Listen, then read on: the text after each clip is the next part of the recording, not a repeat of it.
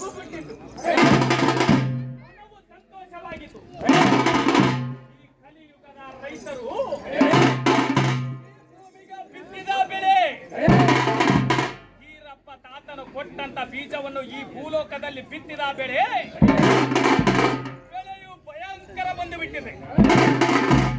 ಕೊಯ್ಯುವ ಸಮಯದಲ್ಲಿ ಈ ಕಲಿಯುಗದ ರೈತರು ಬಿತ್ತಿದ ಬೆಳೆ ಕೊಯ್ಯುವ ಸಮಯದಲ್ಲಿ ನೋಡು, ಅರ್ಥವಿಲ್ಲದ ಮಳೆ, ಅರ್ಥವಿಲ್ಲದ ಈ ಭೂಲೋಕದಲ್ಲಿ ಜೀವನ ನಡೆಸುತ್ತಿರುವ ರೈತರ ಜೀವನ ಆ ಪರಮಾತ್ಮನು ಏನಂದು ಹೇಳಿದ, ಈರಪ್ಪ ತಾತನು ಏನಂದು ಹೇಳಿದ, ಈ ಕಲಿಯುಗದ ಜನರು ಈ ರೈತರು ಬಿತ್ತಿದ ಬೆಳೆ ಬಂದು ಒಣಗಿದ ಮೇಲೆ ಮಳೆ ಬಂದು ಪ್ರಯೋಜನವೇನು?